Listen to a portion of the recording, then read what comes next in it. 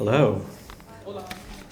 Thank you all for coming on this very dreary, beautiful evening.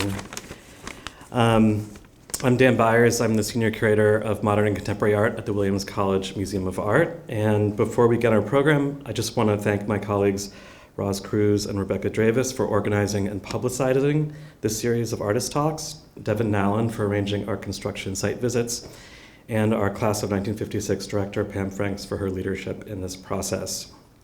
I am very glad to be welcoming artist Kelly Akashi to Williams this evening. Kelly is one of 3 artists we have invited to submit proposals for a newly commissioned artwork to be installed on the grounds of WICMA's new building. Over the next 3 weeks, each artist will come to campus to share their work with our community. Following the artist visits and the submissions of proposals in early 2026, the selected artists will return to campus in the spring to meet with more community members and to work towards the final concept design, with a commissioned artwork to be installed in the East Meadow facing campus in late 2027. This new commission builds on a long tradition at WICMA and Williams of integrating artwork into campus life. As a primary example, the now iconic and well-loved Eyes by Louise Bourgeois have welcomed visitors to WICMA since 2001, when it was commissioned for the museum's 75th anniversary. This upcoming sculptural commission will create a renewed welcome, signaling the museum's relationship to its natural surroundings, the campus, and the collections and exhibitions of the museum. So I first came across Kelly Akashi's work in 2016 at Francois Gabali Gallery in LA, and it left a huge impression on me. The exhibition mixed bronze, wood, glass, and photograms to create work that felt intimate and cosmic of the natural world and also otherworldly. The exhibition probed the mutability and histories of objects, most memorably marshalling scores of handmade lit candles which looped and coiled around objects and furniture to create landscapes that resembled distorted, flickering museum displays. Over the last decade, Akashi's work has expanded in terms of its conceptual, material, and technical ambition, encompassing works that choreograph fragile yet tough displays of personal and natural history and large-scale tableaus which feature full-body casts and larger-than-life public art. Her poetic works are informed by research and many modes of making, such as glass blowing, casting, candle making, and stone carving, and many modes of seeing, using digital imaging and model creation borrowed from across industries and disciplines. Akashi received a BFA from Otis College of Art and Design, an MFA from the University of Southern California, and studied at the Stadtschule in Frankfurt. Her recent solo exhibitions include projects at the Henry Art Gallery at the University of Washington, a 10-year survey of her work which began at the San Jose Museum of Art and traveled to the Frye Art Museum in Seattle and the Museum of Contemporary Art San Diego. She has shown work in group exhibitions around the world, including the inaugural Groundwork exhibition at the Clark in 2020, where maybe you saw her work, and her new permanent sculptural commission for JFK's Terminal 1 was just announced this week. Akashi's work can be found in the permanent collections of the Brooklyn Museum, the Hammer Museum, LACMA, and LA MoCA in LA, the Museum of Contemporary Art San Diego, Sifang Museum in Nanjing, China, the Walker Art Center, and the X Museum in Beijing, among many others. So Kelly will speak for about an hour, and then we'll do a 30-minute Q&A, and we will finish up the evening at 7:30. Please join me in welcoming Kelly Akashi.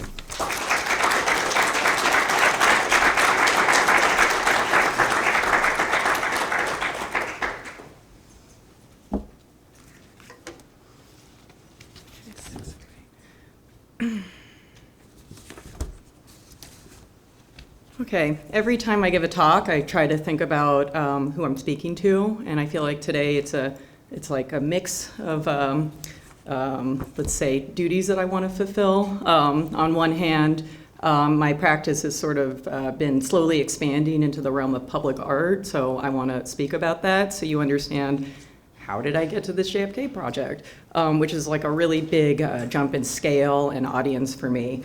But it's really important to me to always speak to students. I like to present some early work so you get a sense of where I started and kind of how I've struggled through art in my own way. I started as a photographer, actually. I studied photography in the early 2000s, which was a horrible time to study analog photography, because in 2006, everyone told me, nobody cares about this anymore. And I spent a long time, from 2006 to basically 2012, trying to figure out what it was about analog photography and darkroom processes that interested me, and how I could, stay true to those topics and those interests and those passions, but make them accessible to other people who were living in a different world and had different concerns and saw that medium in a different way. So with all that said, I ended up finding my way into sculpture. I've often talked about the materials I'm interested in as being impressionable. Here you can see one of my early bronzes. It's a lost wax cast of a partially melted candle. And as I look back, I've done a lot of lectures, and these days, and especially this year, I've started to try to think about new ways to look at and speak about my work. So today I'm doing a mix of showing you this early work, trying to show you a progression, but also inserting some of the proposals I've written recently. One of them is an unrealized project, and so I figure I might as well realize it by just reading it to you today. And then the other one's for a project I'm going to be working on, but it's an application in progress.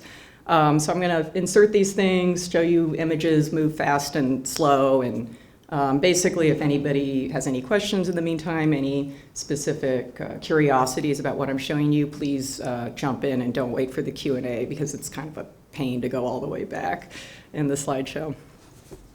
So I started out by saying, I had to really kind of find myself. I don't know. I know that's like a really basic or maybe self-conscious thing to say, but more and more as I talk to people and just, think about being a person in the world, I find we're all trying to find ourselves in these bigger communities and within our family lineages, and even within artistic mediums like sculpture.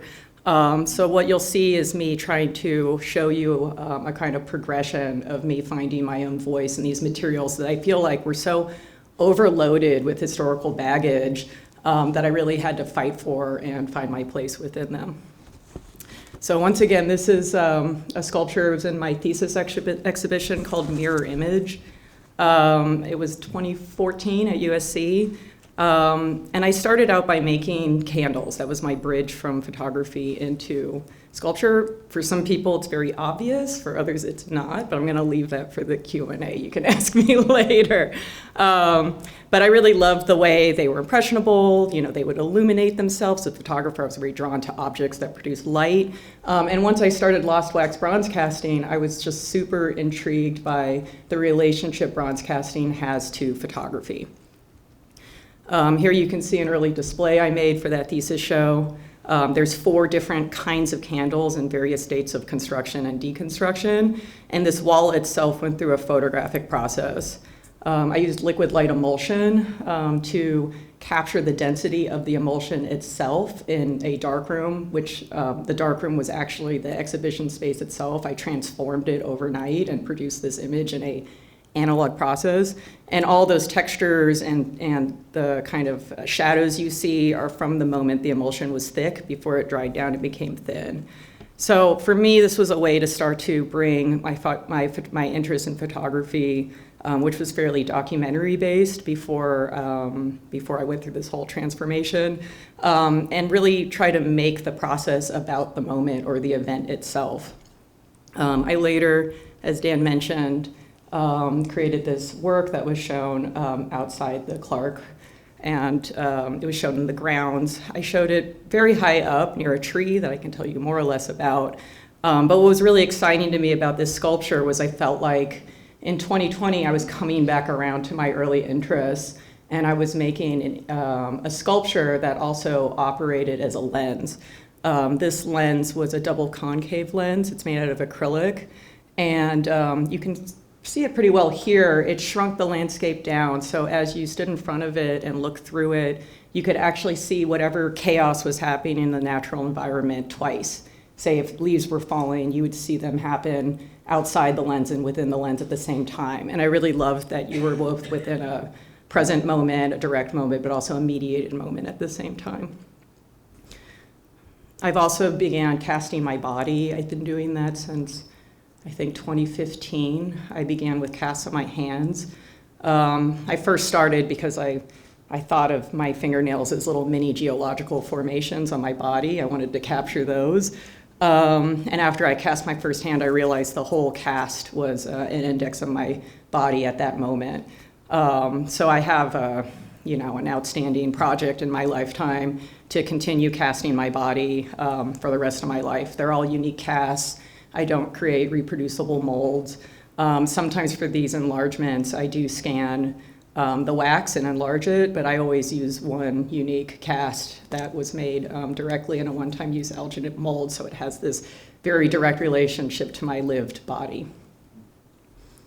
This work is called Cultivator. It's one in this series. I've made human-sized ones, and I've made larger-than-life ones. This is the first one I made at the Aspen Art Museum. It's cool in the snow.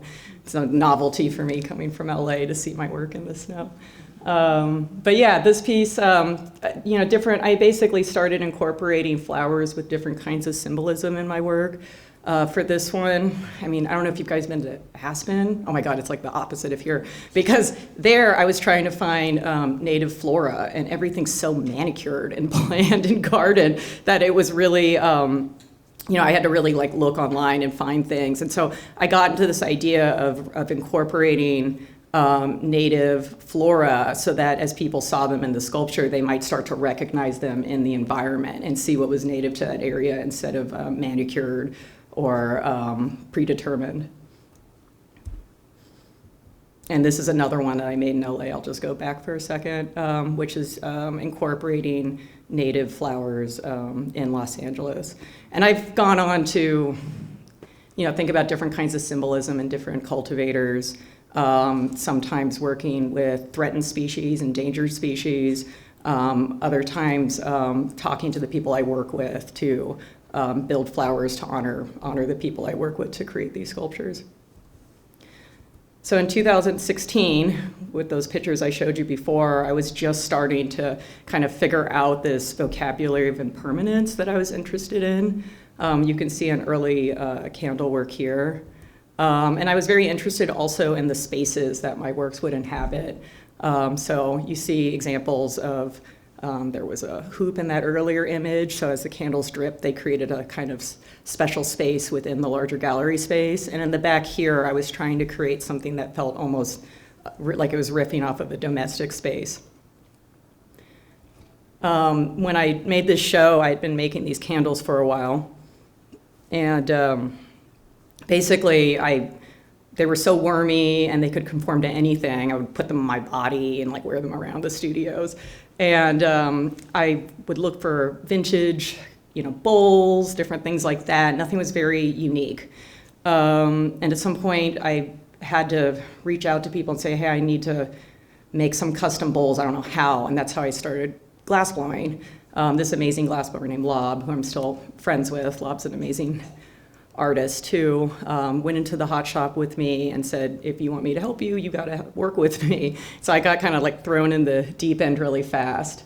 I didn't know, how to communicate what I wanted to make, so I started researching and I started coming across ancient glass vessels like this. And what was really intriguing to me about this form was how there's lots of ways to put feet on a vessel, right? This person actually pulled from the bubble and extended that into the feet. I just loved that technique, and it began this journey of me researching objects throughout time, sometimes objects at people's homes, things their grandmother collected, things at thrift stores, things at the Met, things at any museum. And you start to learn the visual vocabulary, the language of making, and you start to pick up these messages from people in the past within these objects. And that was really thrilling to me, and that's been something that just continues to inspire me and make me feel really connected to a kind of, extremely long intergenerational history of artists and makers.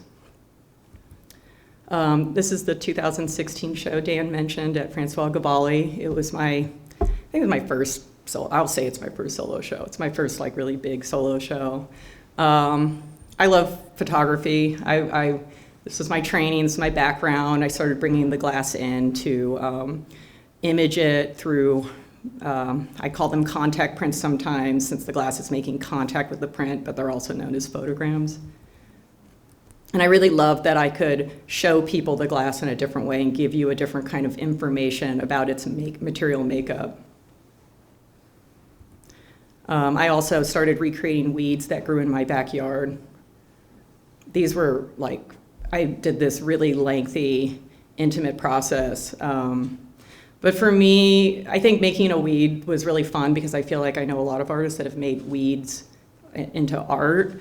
And for me, I wanted to make mine unique through the method of production, which was to let the weed grow to a certain height, crop it from reality, take off each leaf, trace them out of copper foil, cast the stem directly in bronze, and then reapply each leaf back on with veins scratched into the copper foil. So there was this extremely intimately engaged process that I hoped by pouring it into the sculpture, it would also engage my audience in a similar way.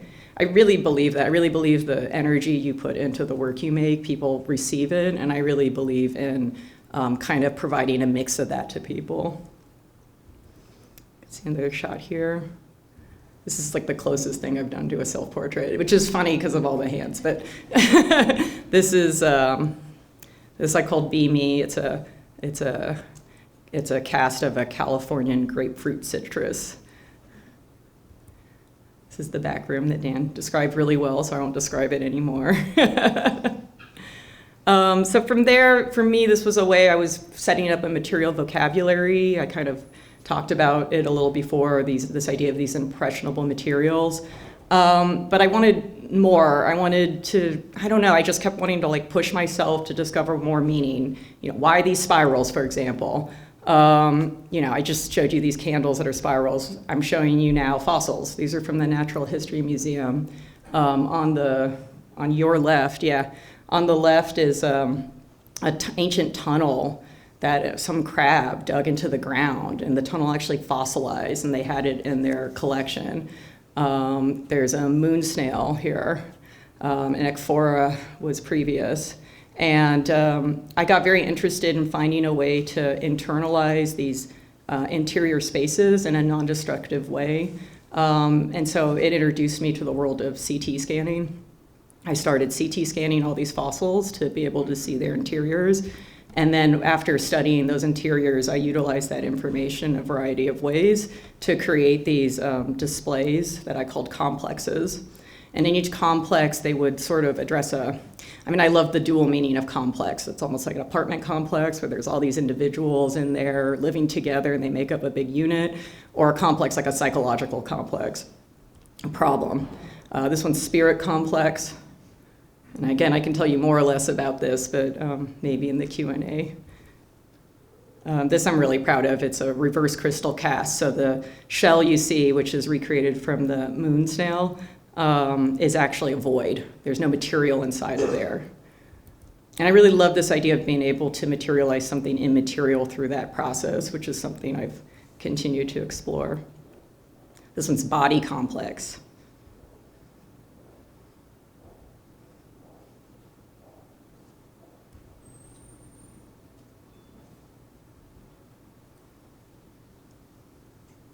And here you see the advancement of some of those images I was making. I made these myself. I'm very proud of them. This was my training. This is all analog, like color darkroom. You can't see, for those who don't know, you can't see anything. You don't get a safe light even, so it's all memory and touch. I had an animation that you can see in the background here, which actually traveled through each of the CT slices, so you get this visualization of traveling through the body of these ancient fossils. And then also a series of sculptures where it's my body, my hand engaging with different kinds of blown vessels. So much of it was really about like looking inside or accessing interior spaces. After that, I expanded it into a show where my big question for this was, it was almost, how do I put this? Can sculptures hold emotion? I got very curious about, I guess I was looking so much at interiority. I was thinking a lot about emotive spaces or our ability to feel things. It sounds so dry here, but, and I was very curious if, if sculpture could like hold and transmit the same. It was really an open-ended question answered by the exhibition. The central sculpture is called Weep. It's a big water sculpture that slowly weeps water out of it. And surrounding it are a series of sculptures that engage my body in glass that are supported by turned wood pedestals that are based off of EKG readings of my heartbeat. I wanted the sculptures to feel like they were supported by a pulsation, and I realized I had a great engine to work with right here. So I drew from a bunch of different leads to create these sculptures. And again, I can tell you, like, I could have a whole talk just on materials, but I'm gonna zip it. I started working with stone. Obviously, everything I've told you, geology, working with geology directly became interesting to me. This is one of the first sculptures I created using stone. It's a cultivator. And this sculpture was also in the show. It's called Triple Helix. For me, this sculpture was featuring these 8 vessels in the forms of mothers. And I had this idea that it was sort of presenting all these unknown predecessors that we know make up each of us, but we don't really have access to. And I gave them all their own personality. I mean, some of them have like really crazy personalities. But then I also incorporated all these Venetian glass blowing techniques that have been passed through the studio art glass movement. So what was really exciting to me was to marry kind of a personal, let's say, geology alongside a craft geology and actually present them in tandem so that depending on what somebody might be bringing to the table, they might be able to access one or the other and think about their own kind of genealogy or makeup or lineage, et cetera. Oh, and one last thing I'll say is the bell at the top. I don't know if you can see it that well. It was blown quartz. So when it's struck with a mallet, it produces a lower frequency, which the lower the frequency is, the deeper it travels into your ear canal. So there's even a part of the sculpture that will reach inside of you if you choose to hear it. So with all that said, as I was thinking about geology, this show opened, it was like February 28th, 2020. It was like right before the pandemic. So I opened that show. Pandemic, I had time to think. And I was thinking about a lot of things. I was thinking about my interest in stone carving and wanting to learn that. So I started going to Ventura to a stone carving community and actually taking stone carving lessons, which was okay to do because it was outside and you wore an N95 already. And you were at a distance from people. But alongside that, I started thinking about my own family's history and this part of my family's history that I'd never been able to access, and I decided I wanted to unpack it in a sense. During World War II, my father and his family were sent to a camp in Poston, Arizona. They were just, removed from their home. They didn't know how long they would be there. It turned out it was 2 years, but they didn't know at the time. And this time, he was about 8 to 10 when he went there. I always knew it had happened to him, but I didn't know how it affected him. He didn't want to talk about it. Most of my family didn't want to talk about it. And he passed away when I was 21, so I never had the opportunity later to really ask him about it. And I became very curious to kind of materialize this. And whenever I talk about this show and this body of work, I always say to people, like, while this story is very specific to me, I haven't met a single person that doesn't have something in their family that they don't know about and that they don't want to access, and they don't know how to find a way to access and materialize it. And so I say all of this to say, more and more as time has gone on, I've just been realizing more and more how the practice itself is kind of a struggle to materialize things that have been lost, whether it's to other forces or to time or just to mishaps. So with that said, it started this body of work that I opened in 2021, and it turned into a traveling show. This show was called Fault Line. It was at Francois Gabali. And then it later turned into a traveling show called Formations. And this sculpture, we have water, is one of many in the show, but it was a really important one for me. I feel like in terms of what I'm saying about how to materialize something that you don't have material access to. It kind of gave me a language for thinking through that. This sculpture is a unique lost wax cast of my hand in a crystal glass on top of a stone from the camp that my father was interned at. I went back there and visited the land itself and made work for the show from it. And then the ring is my grandmother's heirloom ring that she gave me. And again, like talking about ways to triangulate information, I really loved incorporating my grandmother's ring, the heirloom, because I found it was a really direct way to talk about what do we do with these things that are handed down to us. Sometimes we know what to do, sometimes we wear them, sometimes we show them off, but sometimes they're just these things. And I find them to be really poignant metaphors for things we all struggle with. This is one of my first stone carvings. Very proud of it. It took a really long time. Travertine's not the first stone you should start with. I wanted to expand my use of camera-less image making in this show into a more geological realm. So I started growing crystal on film. And so these are taken into darkroom and enlarged, but they're all just little tiny microscopic crystal formations. And I use different print processes, analog print processes, based on the density of the crystals.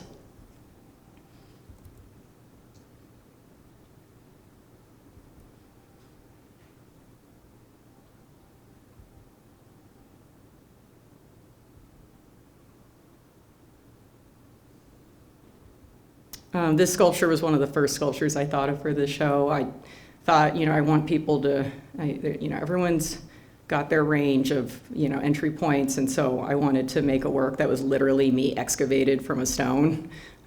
This work's called Long Exposure. It's me carved out of this piece of marble, but then also on top of it is a deconstructed bouquet that gets deconstructed over it at the start of the exhibition or whenever it's on view, and then just decays throughout the rest of the time it's on view. I started making these rammed earth plinths for this show too. I wanted to sink people in the gallery, but the gallerist was like, you can't come open my floors, that's not gonna happen. So I devised this way of creating these rammed earth mounds and positioning them in a way so as you went into the space, you actually walked around them. And they had this effect where they really felt like they were these landscapes. The branches are from posts in Arizona too. When I first went there, my friend David Horvitz, whose family was interned at a different camp, told me that most of the trees standing at these camps were planted by the internees. I can talk about that more or less, but I'm pretty sure they were. Some of the branches on the ground, I took them and cast them into bronze to memorialize them as witnesses between my father's time there and my visits later.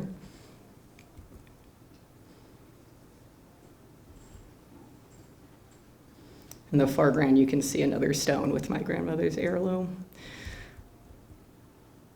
There's another one of my first stones and a cast of my torso, which I started making for this show with a tumbleweed branch that was taken from where the camp is located. So from there, let's see, how do I talk? This is always where I'm like learning how to talk about my work again. So from there, I think I did a whole thing where I was looking a lot at nebulas. I've been looking at different kind of, what's the deep time situations, like objects in deep time, objects in deep space. But I also got very interested in seeds alongside that. I mean, that makes sense, right? It's like seeds and nebulas, like the same thing. As I was doing that, I was looking at them, I was looking at their bodies, I started CT scanning them. I got a LACMA Art and Technology grant to continue this work. This is a sweet gum pod. And here I thought I'd read maybe my first proposal. This is, again, an unrealized project. Actually, I'll show you this, and then I'll show you. Oh, wait. Is this going to work on here? Now it opens in the new window. Here, I'll just show you this since it opened. This is like cool CT scanning software where they give me these program, so you can see how I have a fully constructed object, but then I have all the slices, so I can actually create sliced objects, but not destruct the original object. Okay, let me get rid of this. Oh, I can barely see that. Okay. Yes. Okay, cool. Whew. Okay. Okay. And there. Okay, cool. So this is, like a rendering of the sweet gum pod in a forest, which it's funny, I'm going to read you a narrative about a different seed, but just use your imagination a little bit, please. Okay, so, and you might hear me repeat some of the things I said a little bit because I got to put them all in these essays. My artworks are often made of multiple materials that encourage viewers to sense their materiality through various presentation strategies and scale shifts. Many works are intimately crafted. The marks of their making convey the story of the sculpture as it came into being. I research objects found in nature by studying the details of their formations, often with the aid of photographic equipment, such as enlargers, light-sensitive paper, CT scanning, and photogrammetry. These tools allow me to see beyond the human eye, isolate areas or rich information relaying organic growth, and represent that information on a larger-than-life scale that draws viewers into the extraordinary phenomena held within the natural world. My practice of incorporating scientific research with expressive materiality has led me to explore bodies on vast timelines. I've researched fossils from extinct mollusks, worked directly with geology by learning stone carving, and printed from glass plate negatives of bodies in space that exist thousands of light years away. I've created bronze sculptures that reference flora situated in nature to witness and engage natural phenomena. From my early studies in analog photography, I've always had an interest in my work balancing a frozen moment alongside a longer-lived timeline.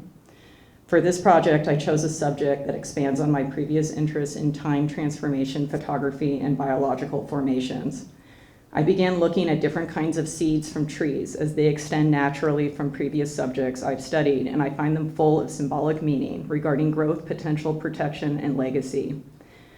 I CT scanned some and examined their internal, organically formed, and functional structures. I did this out of a desire to show other people the structural formation of these seeds in detail as they marvelously reveal their engineering.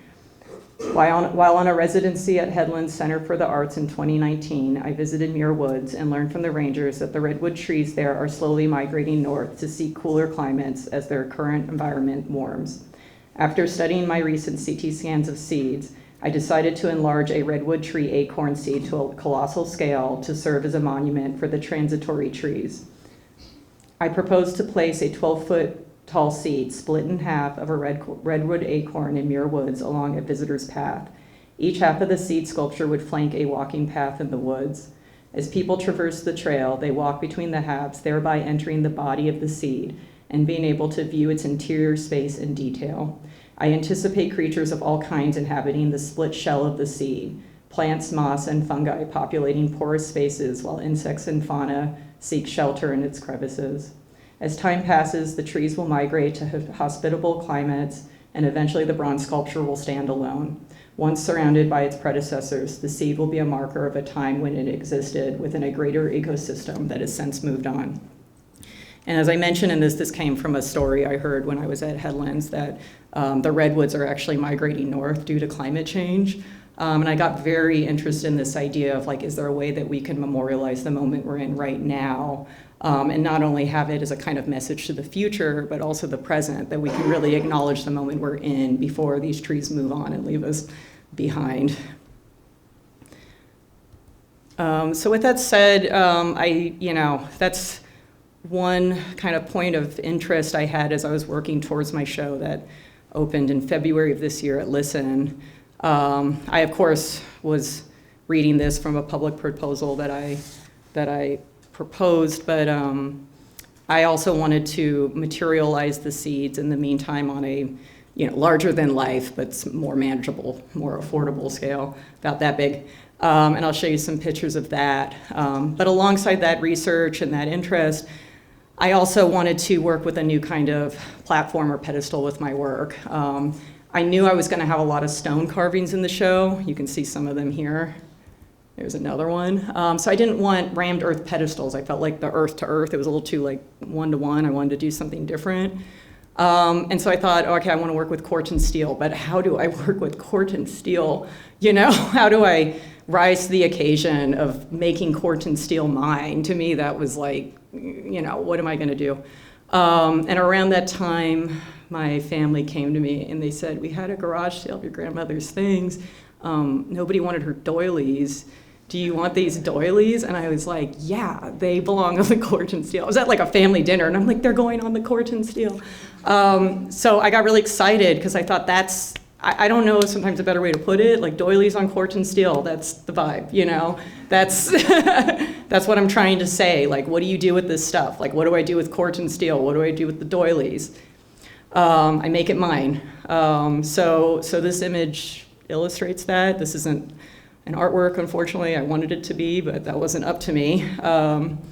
You can see some of these other works. Oh, I put a really intense image in here. Okay, I guess I'm going to show it to you. So yeah, I was working on the show. This image was shot too. And then the Eden Fire took out my studio in my house in Altadena in January. I was about 10 days from shipping the show. It was horrible. I lost pretty much the whole show. And lost all those stone pieces. I was really sad to lose that. I thought that was really cool.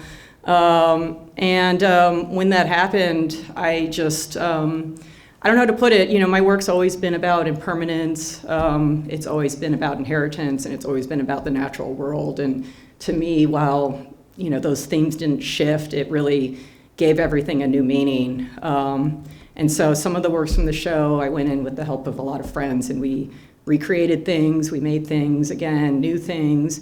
I literally pulled things out of the wreckage and showed it again. That's what I was just showing you a picture of. Things that were already planned for the show, they just went through a new, let's say a new process that was completely out of my control, which as a documentary photographer, I think is a lesson I've always been trying to learn. So with all that said, I want to show you some photos of this show, and maybe end with this essay I recently wrote about my practice that reframes it in the lens of kind of this new project that I want to create that's born out of this experience. So I think what I'll do is I'll show you pictures of the show. I'll read you this essay, and then we'll see how much time is left, and you can ask me questions, or I can give you like bonus images too. Okay. I'm gonna tilt this down. Can I do that? Okay, cool. Okay, quote. We were all scavenging for history there, and we did it with our heads down, focusing on the land. There were no barracks, only piecemeal remains of concrete foundations, an occasional shard of thick white institutional pottery or bits of rusted metal. These fragments were the evidence in our archaeological search for truths. And that's a quote from the curator Karen Higa when she visited Manzanar War Relocation Center as a child with her father. I first encountered Karen Higa's words while searching for a way to understand my relationship to my father's internment at Poston during World War II, an event that profoundly shaped my family but was rarely spoken of. Her reflection reminded me that fragments are never inert. They hold memory, truth, and the weight of erasure. This recognition mirrors my practice, which seeks to give form to forces that shape us but rarely leave tangible traces, like memory, lineage, and impermanence. My materials, glass, wax, bronze, and stone, act as witnesses, asking how memory, impermanence, lineage, and lived experience are carried across time. My grandmother nurtured my early fascinations with working by hand, teaching me to sew, paint, and build with balsa wood and plastic. From there, my admiration expanded, from the ancient hand-blown glass ewers at the Met to the delicate crocheted lace of her mother's doilies. Handmade objects carried a special intimacy of labor and attention, and I began to read them as coded messages across generations. Over time, I came to understand craft as a language of care, one that transmits not only skill, but also the essence of its maker, carrying their logic across time. My work grows out of those messages, listening to what materials reveal about how we carry the past and shape what will endure. My early education deepened this attention. I studied analog photography and began constructing situations to record with the camera. These exercises taught me how art could extract meaning from the unpredictable flow of experience, a principle that reappears in my work through gestures preserved by the memory of glass, the frozen states of my melted wax candles, the highly detailed bronze and crystal casts of my body, and the interplay of stone and botanical forms. At Städelschule in Frankfurt and later at USC, I gravitated towards sculpture, drawn to materials that, like photographs, carry the imprint of lived time. Alongside conceptual study, I pursued glass blowing at Santa Monica College, discovering a medium that embodies fragility, endurance, and transformation, making visible the traces of care, labor, and presence. Later residencies at Arch in Athens and the Headland Center for the Arts expanded my vocabulary into stone carving and botanical study, grounding my questions about hybridity, species, and belonging in the materiality of land itself. Those threads converged in Formations, a traveling exhibition at the San Jose Museum of Art, Frye Museum, and Museum of Contemporary Art San Diego. The project emerged from a pilgrimage I made in 2020 to Poston, Arizona, where my father and his family had been incarcerated during World War II. On that land, I saw the trees planted by internees still standing, living witnesses to their survival. Like Higa, I found myself scavenging for history, stones, fallen branches, decaying shards, photographs, fragments that bore silent testimony to what had been endured. Formations translated this search into sculpture and photography, unearthing questions of impermanence, lineage, and belonging. Its accompanying monograph wove together my family's archival photographs with my own, tracing a personal engagement with the intergenerational legacies of internment. From there, I turned to seeds. So here you can actually, it's perfect timing. Here you can actually see one of the seed pods split in half that I recreated for this show, or created on a small scale for this show, and then later retrieved from the fire. That's the dust you're seeing. That was my studio.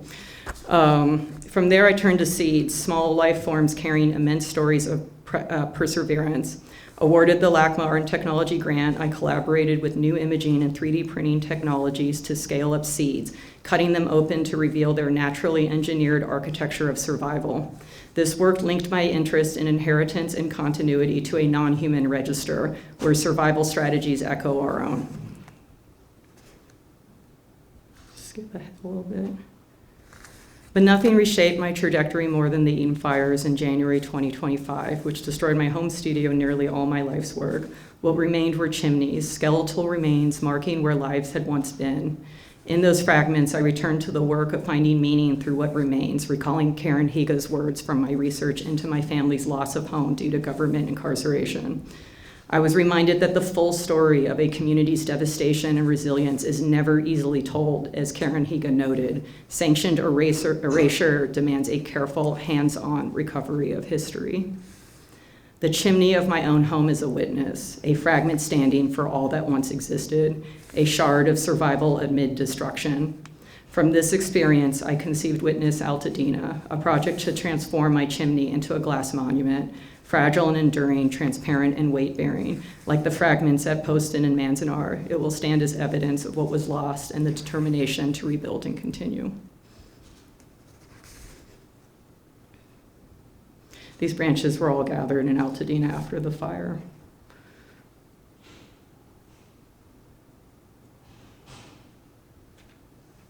You can see one of the doilies there on the stone. This is another one of the seed pods I was making.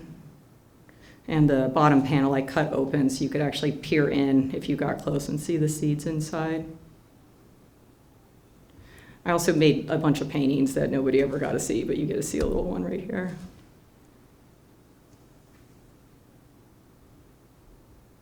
And that's it. That's what I have. I have a couple bonus images, or we can do Q&As for a while, but thank you so much.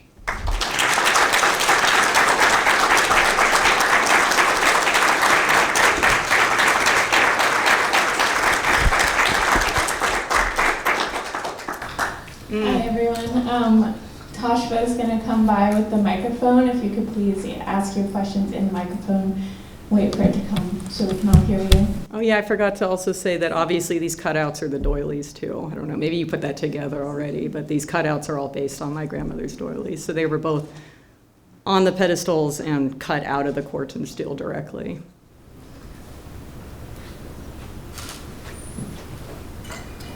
Hi, thank Hi. you so much. I was fortunate enough to see the show at Listen Oh, cool. in LA, Yeah. and having like lived through the fires, I'm so sorry about your house. Like, what really stood out to me were the cords and the cables being exposed, Mm-hmm. and your use of artificial light as opposed to candlelight. Mm-hmm. Yeah. And they reminded me of like when the power goes out, like security lights that kind of flash on, because they really had this luminosity, but the tone of them is kind of whiter than cream. I don't know, I'm curious if you could talk about like natural versus artificial light, and if you see that as a progression in your practice or something new. I'll do both, you know, and I spent a long time thinking I might do oil lamps for this show, and I didn't. I think there's something haphazard and dependent about the way I worked with and showed them, and that's what I think I liked about this. You probably noticed they went directly into the wall. Like, I like that they were just like coming right out of the wall, so there was this tether to a bigger infrastructure happening. Yeah, and then the way the cords were, I wanted there to be, because you know the Corten steel is very ordered, let's say, and I wanted a more haphazard element. Before the fire, I was going to suspend these from the ceiling. They were all made to be suspended and then have these lights dangling under them so you would look up into their form. And I don't know, you know, maybe it's what I just said, haphazard. Like, there was something after I said, no, these need to be grounded. I just knew. I said, we're not suspending these. This is a terrible idea right now. So yeah, that's the best way I can put it, yeah.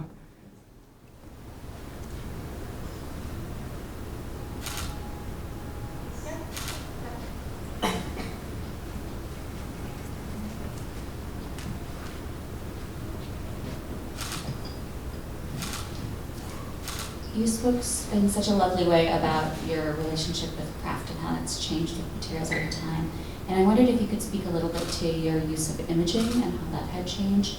You know, for example, CT scanning, was that something that grew out of a desire to see the inside and slice things up, or did the possibilities emerge more after you started working with it? Oh no, I wanted to see inside, but I didn't want to, you know, destroy the object. I think I get really excited when I can make an artwork that is information data rich and like psychedelic aesthetic at the same time. And for me, CT scanning doesn't always work, but sometimes with CT scanning, I'm able to access that space. For me, scanning ballistic seed pods, which are the seed pods that I've gravitated towards. You know, I mean, what amazing engineering. I mean, we copy that engineering, you know, because it works so well. So I love this idea of using that technology to internally image the engineering structure, which, I mean, what other way are you going to do it?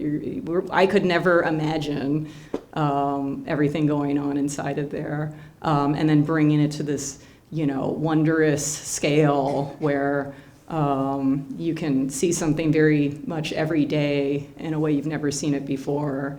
It's just very exciting to me. I don't know if my answer is I'm nerdy. I'm a nerd. I'm a nerd that likes art, so I want both. But yeah, that's what I would say. I think also CT scanning is a way I can bridge photography and sculpture. And also like kind of move back and forth. But then I've also, like I said, been able to make some animations out of the CT scans, which is very exciting because time-based medium, and your brain puts together the three-dimensional. It's really fun. I have like a bonus image I can show you of a new CT scan video if time allows. But yeah, that's all I can say is I'm just gushing.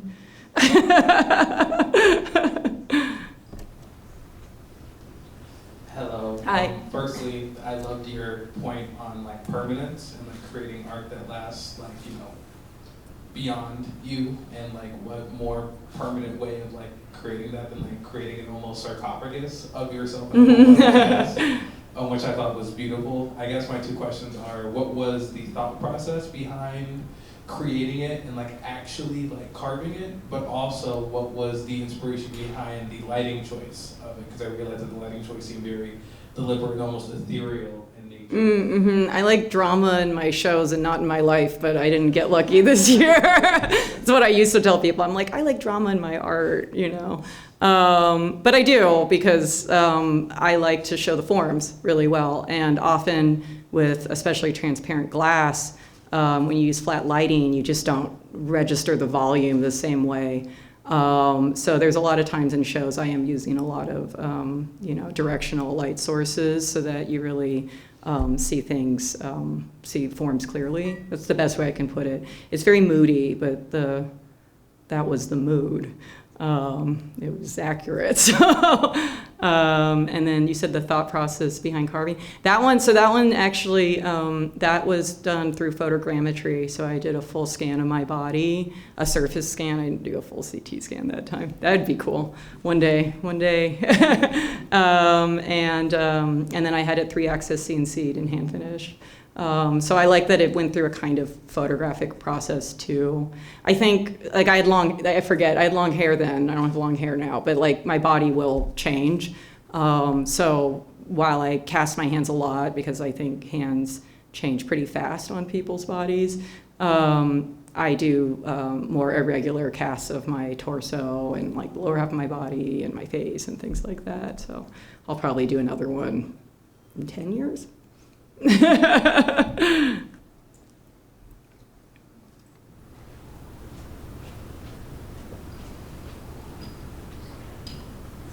Thank you so much for your talk.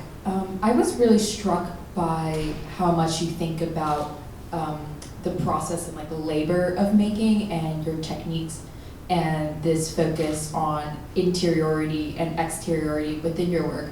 But I was just wondering if you could speak more on producing and organizing your works for a show, either inside a white box gallery or installed in a landscape.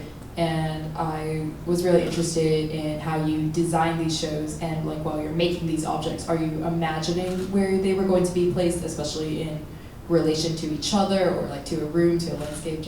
Oh yeah, no, it's fun. No, I like to surprise myself. That would take away all the fun if I knew everything. So, it's like a combination of things. The projects take a long time. I have to start early, like these seeds. So those will start a year and a half before a show or a year before the show, because figuring out the process is its own headache, or which form, and all this stuff. So I get all that going. And I have fun. I do whatever, because that's the best time making art without a deadline. For me, some people like deadlines. I love making art without a deadline. I'd make it no matter what. And then as it gets closer and the pressure's on, I often use language to edit things down. So I'm a big fan of editing. That's why I don't have a picture of it, but my studio was like crazy. It had tons of objects throughout the years everywhere, and sometimes they'd get grabbed off a shelf and thrown in a sculpture out of nowhere. And sometimes not. Sometimes they'd end up in the garden or something like that. So I love the idea that these objects could kind of exist in different spheres, just depending on what needed to be communicated or shared with people. And then as it gets closer, and I'm like, oh, I got what does this show mean? I do think, I kind of imagine people I respect, and I imagine walking them through the show, and I imagine, what would I tell this person? And I do it over and over. And as it gets closer and closer, I get into all my quick gestures. That's where the heirlooms come in. And I think for me, like I said, it's like I love this idea that you can feel this kind of longer engagement with certain materials, and then these like fast, immediate moments. That's why I love showing that crystal hand on the stone, because I feel like you get a sense of all these, engagements, or all these different kind of timelines within one sculpture, and it allows for different kind of sensations, for lack of a better word. And then when I actually install in a space, I often walk out and in. I always say, like, I turn off my brain because I need my body to feel it. And so I try to tap into, where do these objects take my body? And then I try to arrange and position things so that I feel other people will be drawn into the space, because God forbid they look at it like a theater. So I'm always like creating reveals, things to see, things to reward, or share more information with people. Oh, you thought it was this? Well, check this out, you know.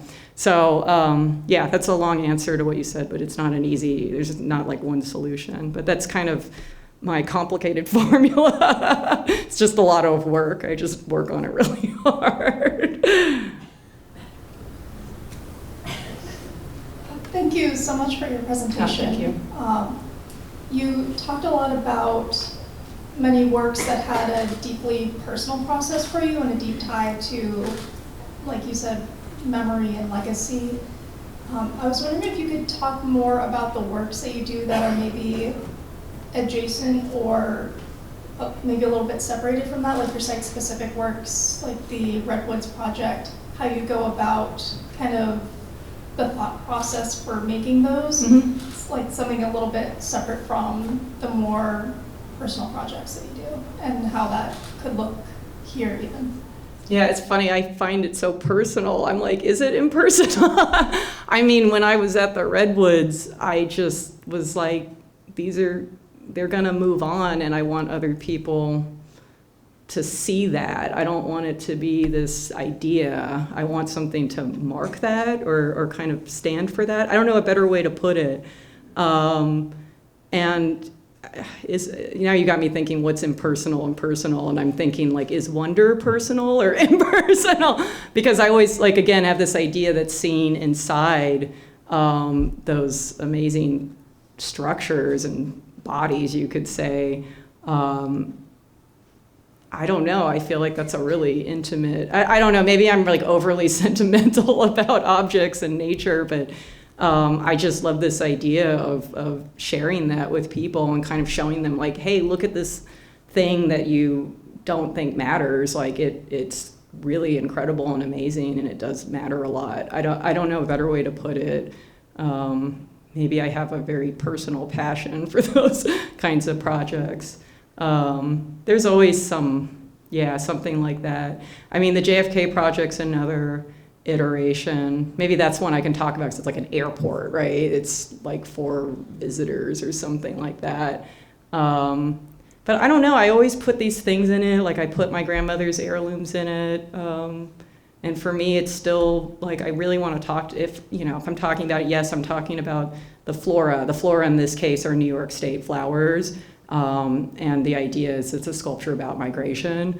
But I chose, not only did I choose flowers that, they don't know this, but they have names that traverse boundaries. They traverse borders. It was really important to me to choose those specific flowers that didn't just stay on the New York side of this country, that they're actually in Canada too. Flowers that have also migrated around the world because of travel. But also they these heirlooms, I don't know, they lend this like very, while it's personal, I feel for me, it's just a way to tap into other people's similar, very shared experiences. I guess I don't find any of this stuff too special. I just talk about my personal experience because I have a right to, and I feel like that's my point of access to talk about these stories of materializing loss. But for me, it's always about talking about other people's versions of it too. And I didn't talk about what it means here, sorry. But, I think here, Dan and I, we drove around today and we talked about the 4th of July parade that beats on that corner. And I think, I got very interested in, that community. I got very interested in the student community, of course. And we talked a lot about ways that the work can welcome people and not alienate people. And for me, whatever I end up proposing, I think I really love this idea that it might, again, show people the world around them in a new, exciting way. And then that's something they can see there and then take home and sort of see in their own individual worlds, and kind of connect their world with this public space.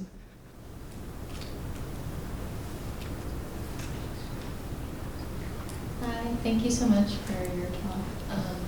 You've spoken about materials and mediums a lot, and I noticed also a lot of your works have, like you said, things to reveal, like things to find about them. There's a very like delicate scale at times of asking you to look closely, and I was wondering if you could talk a little bit about scale in relation to like public art and the transition to like a much larger, and maybe also what kind of mediums you're looking at now, as I've seen like an evolution of working, and essentially what's.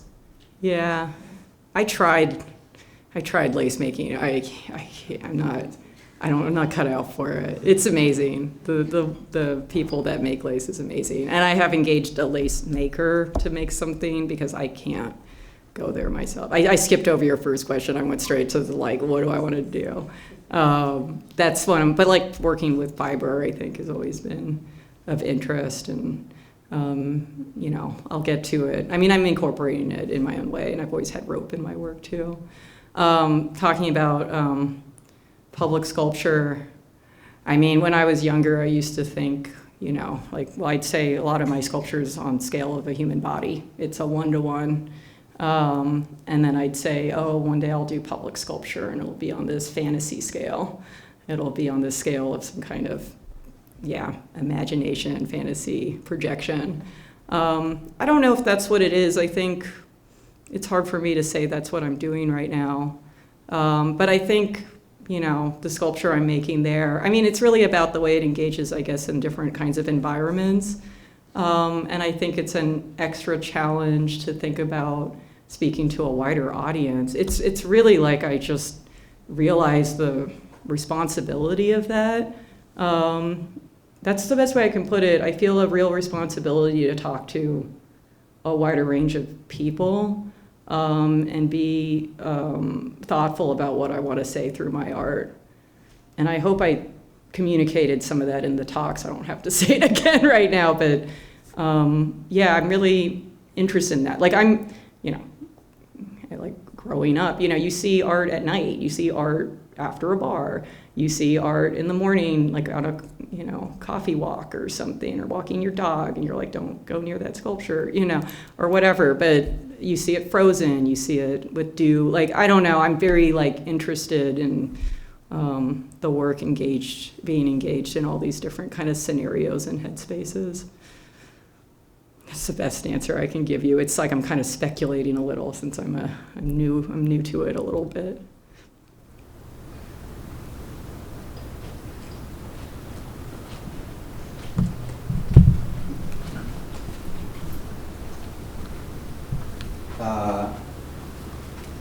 Hi, I would just like to echo some of what others have shared, which is thank you for your presentation. It was really lovely to go deeper into your work this evening. My question is a little long, but I wrote it down, so I'll stay on track. So perhaps through the image, I was thinking about the candle and the connection between the candle and the sculptures, and then I was thinking about, the image is about light and about seeing, but there's something you mentioned about the process of making the image in the darkroom that was about the memory of touch. And then again, in the sculptural work, there is this material and conceptual tactility. So I'm wondering, for the larger scale, more public-facing works, what is the potential for someone to engage with the work through touch? There's potential. Depends on the work, but there's always, it's out there. It's out there. I don't know a better way to put it. I feel, and you correct me, but I've spent some time trying to create, tactile sculptures and present them in a way where you can feel them without touching them. Sure, you could touch a big bronze, and as you heard in my proposal, it's like I know nature will. I love this idea of nature taking over inside of these seed pods. But yeah, I mean, it's almost not even about whether people touch it or not. There's a kind of visual tactility that I strive to create that I'd be excited to create in a landscape such as I saw today, which is more smooth in aspects, yeah.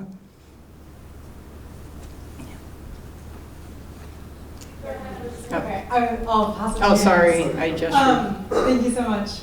I am struck by the way in which you talk about impermanence and decay in your work, but then also by the fact that you often use materials that are quite enduring, and turning something like a branch or a seed pod that would decay quite quickly and decompose on its own into a form that will not do that, or at least not as quickly.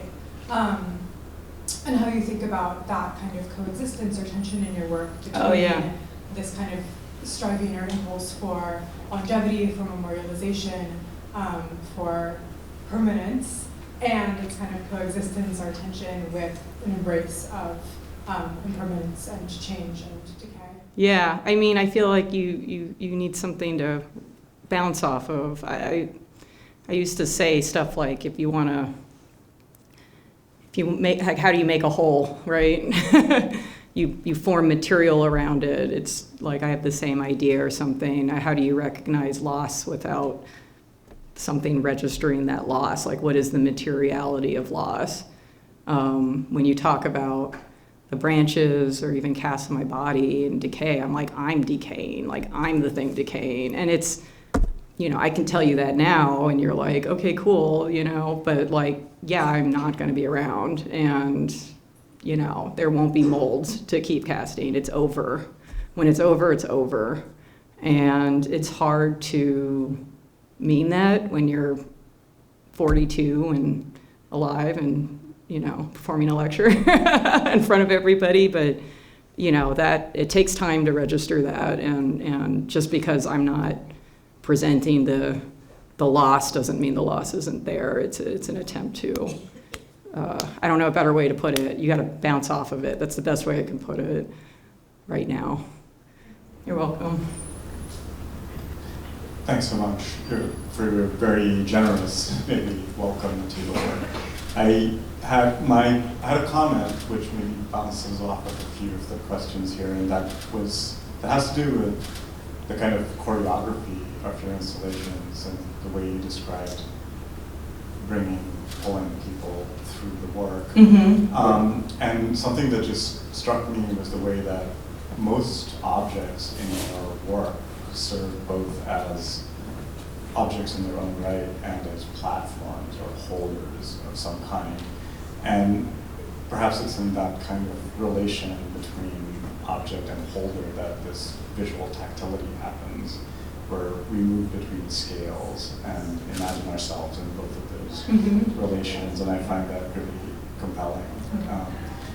The sort of dumb question I have, but that's been niggling in the back of my mind, is like the ring, your grandmother's heirloom ring, and the doilies. Well, the doilies, maybe they were anyway going to get rid of them if you didn't take them, so I don't know, maybe you don't care so much about it, but... Oh no, I've got a doily story for you. Oh yeah, how did they sell them? Like, do you... Here, I'm going to go ahead to this. Do you sell them? Like, do collectors get them? Oh yeah, and I'm glad I sold those heirlooms because the rest of my heirlooms burned in the fire.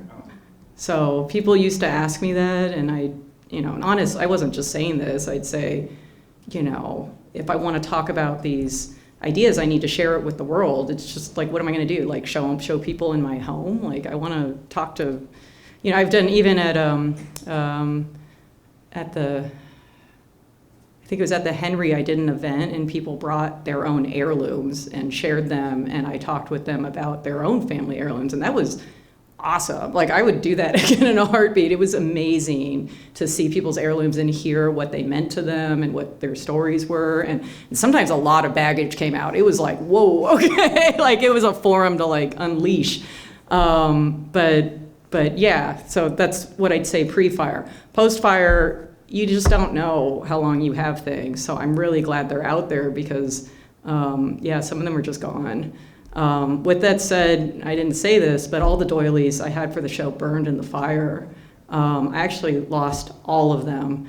You can see, this is so weird. I have this picture just to show you in case this came up, but SciArc found them. I was working with SciArc doing scans of the chimney and other things, and Sarah Simon just out of nowhere said, what's this? Is this something that belongs to you? And it was the burned doilies, which nobody, I mean, I've showed them to conservators. They're like, what are you showing me right now? And they move like fabric. It's not like they disintegrate. So I lost them all, and I was really sad because I wanted to do the show, and I kept thinking, okay, well, I cut them, the Corten steel was at the foundry, so that's why it survived. And I'd cut them out already, and I was going, okay, so it's like about loss, or, I'm trying to think what my conceptual argument about why the doilies aren't in the show anymore. And I told my family, and they said, oh, we actually took doilies out before we gave them to you. We'll give them back to you. And they gave them all back to me, and that's why there's doilies in the show. So crazy story. And yeah, I mean, I have some of them still. I have all the burned ones. I excavated everything I could that survived. And then I guess now I'll show you this since it came up. But I recently did is it gonna play? I did a CT scan. I was trying to CT scan the doilies, and it wasn't very interesting because they're flat, like the surviving doilies. And I was like, oh, I should scan the burned doilies, and this is the footage.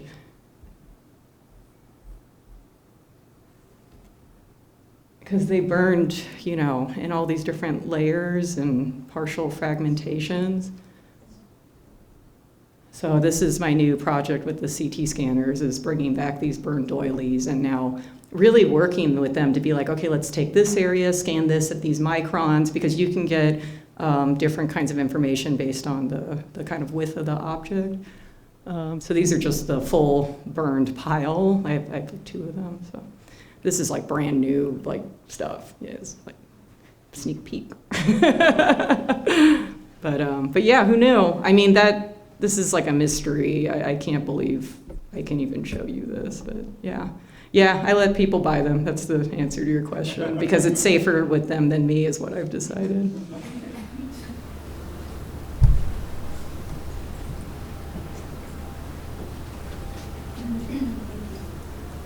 Hi, I'm thinking about the memorializing loss and permanence and impermanence, and the idea of sculptures where life forms are able to take root.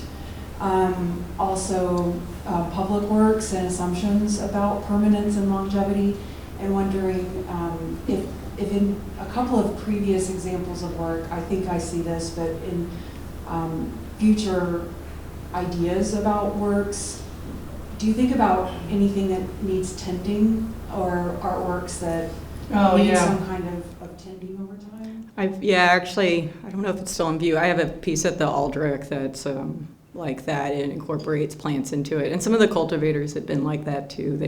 They're in these planters, and I get really into the plants that are in them, or sometimes I work with other people to tend to them. I'm trying to think though of what you mean like on a bigger scale, or a different scale maybe. I mean, with the Corten steel now, I really want to use that outside. I think for me it's less about tending to it and more about it changing because of the weather. So maybe I'm thinking about it a different way. But I think between like incorporating natural plants and letting the materials change through the environment, it's like somewhere between those 2 extremes. I don't know if there was a more specific thing you were orienting towards, but okay. No, and I don't think of specific, other specific examples. Yeah. A different way of thinking about loss and impermanence, but on the flip side, tending and caring.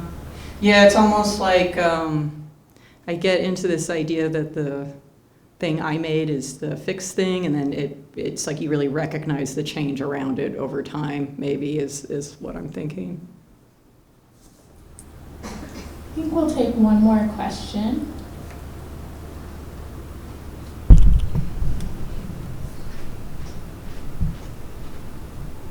Am I allowed to have the last question? I've just been struck by the back and forth between really physically intensive making procedures and your investment in imaging and new imaging. And I'm just wondering, it's sort of a broad question, like in the studio, in your own sense of making and creativity, how you kind of ping pong between sort of physical embodied making, and often doing things for the first time or learning new physical procedures, and what might be more collaborative with the imaging, and how the new imaging might feed back into physical sculptural work, and what that kind of reciprocity is. I mean, for me, I think just thinking about my understanding of the CT scanner in general and its capabilities, I'm starting to understand, even though I can't be an operator, I'm understanding how it operates and what's possible. And maybe on the other side with printing into lost wax casting, I'm also understanding more of that. But you know, it's funny, I don't know how to talk about this yet. This is gonna sound silly at the end of this lecture, but I feel like I'm really becoming a sculptor finally.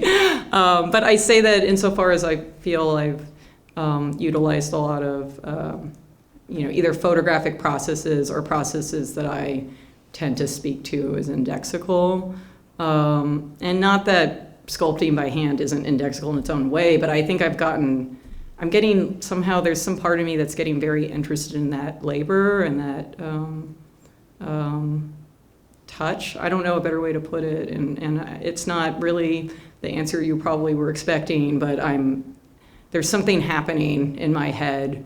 And it's not that I would ever abandon my interest in photographic or different kinds of photographic technologies. It's that maybe I'm getting more specific about how I want to use them, and I'm really starting to want to kind of embed touch. And sorry to go, I'm going to go back to your question a little, which is just that, like, I don't know, I just always think, when you see, when somebody's been here as a viewer, you feel that too, and there is this kind of connection that can happen across generations that is really intimate, that objects, I think, can carry and transmit. And call me sentimental or hopeful, but I really believe in the power of objects to speak across generations and timelines and spaces, and that's really what I strive to make in sculptures of any size.